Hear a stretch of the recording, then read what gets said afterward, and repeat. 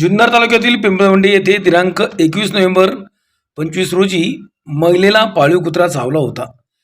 त्यानंतर स्थानिक प्राथमिक आरोग्य केंद्रात रेबीजची लस सदर महिलेला देण्यात आली.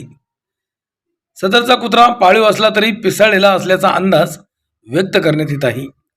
21 नोव्हेंबर 25 रोजी पिंपळवंडी येथील रहिवाशी अर्चना सचिन काकडे वय 32 वर्ष या महिलेच्या उजव्या पायाला आणि सासऱ्याच्या हाताला त्यांच्याच पाळीव पिसाळलेल्या कुत्र्याने चावा घेतला होता.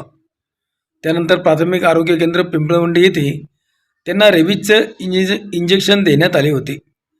मात्र कुत्रा चावल्यानंतर 4 महिन्यांनी म्हणजेच 19 मार्च 26ला अर्चना काकडे यांचा दुर्दैव मृत्यू झाला.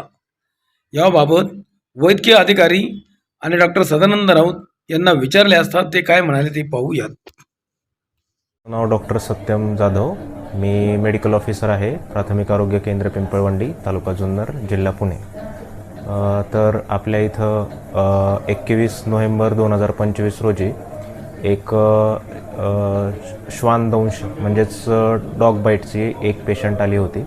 त्या पेशंटचं नाव अर्चना सचिन काकडे, वय वर्ष 32, राहणार पिंपळवंडी. या पेशंटला पिसाळलेला कुत्रा चावलेला होता उजव्या पायाला. तर पिसाळलेला चावला होता तो त्यांचा पाळीव होता की दुसरा बाहेरचा होता? तो त्यांचा पाळीव कुत्रा होता आणि त्यांनाही ते कुत्रा पिसाळलेला आहे याची काही जाणीव नव्हती. पण नंतर त्यांना दुसऱ्या दिवशी कळालं. पण आपण त्यावेळेस जेव्हा पेशंट आपल्याकडे आला त्यावेळेस आपण पेशंटला इंजेक्शन TT आणि अँटी रेबीजचं वॅक्सिन वगैरे आपण दिलं. महिलेला एकीलाच चावला होता कुत्रा की आणखी कोणाला चावला? अजून त्या महिलेसोबतच त्यांचे जे सासरे होते त्या सासऱ्यांना पण तोच कुत्रा चावलेला होता. प्रथमतः त्यांचे सासरे हे प्राथमिक आरोग्य केंद्रामध्ये आले होते. त्यांच्या उजव्या हाताला कुत्राने मागील आठवड्यात पिंपळवंडी काकडपट्टा येथील अर्चना सचिन काकडे वय वर्ष 32 या महिलेला श्वानदंशामुळे तिचा मृत्यू झालेला आहे. रेबीज हा तिला असाध्य असा आजार झाला, त्याच्यावर कुठलेही उपचार एकदा झाल्यानंतर उपलब्ध नाहीत आणि दुर्दैवानं या महिलेचा मृत्यू झाला. तिला 2 लहान मुलं आहेत. त्यामुळं मी स्वतः माझ्या सहकाऱ्यांसह या कुटुंबाला भेट दिली, कारण त्यांच्या कुटुंबातीलच तिचे जे सासरे आहेत 66 वर्षाचे श्रीयुत काकडे यांनाही त्याचवेळी श्वानदंश झालेला होता. आपल्या देशामध्ये दरवर्षी जवळजवळ 22 लाख लोकांना डॉग बाईट म्हणजे श्वानदंश होतो आणि अनेक लोकांना रेबीज होतो आणि त्याच्यापैकी 20% ही 15 वर्षाच्या आतली लहान मुलं असतात.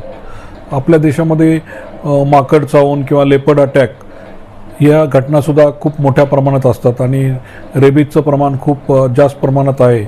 मागील काही महिन्यापूर्वी सुप्रीम कोर्टानं सुमोटो दखल घेऊन या विषयावर शासनाला गंभीर पावलं उचलण्याची आवाहन केलं होतं आणि त्याप्रमाणे केंद्र शासनही कार्यरत आहे. आपल्या देशात NAPRE म्हणजे national action plan for rabies prevention असा एक सगळे जे स्ट्रे डॉग्स आहेत ते पकडून कुठंतरी एका ठिकाणी नेले पाहिजेत आणि लोकांनीसुद्धा खबरदारी घेतली पाहिजे. आपल्या ज्या घरातलं उष्ट अन्न आहे किंवा विनाकारण कुत्र्यांना खायला टाकू नये रस्त्यावरच्या, त्यामुळे कुत्री जास्त मोकाटपणे वाढतात आणि त्यांची संख्या पण दिवसेंदिवस वाढली पाहिजे. त्यामुळं शासनाप्रमाणे लोकांनी पण काळजी घेतली पाहिजे. आणि दुसरं म्हणजे जर श्वानदंश झाला तर लोकांनी त्वरित ती जखम 15 मिनिटाच्या आत साबणानं स्वच्छ धुतली पाहिजे आणि जवळच्या प्राथमिक आरोग्य केंद्रामध्ये जिथं अँटी रेबीजची लस उपलब्ध आहे, जसं आता पिंपळवंडीच्या आरोग्य केंद्रात या महिलेने 4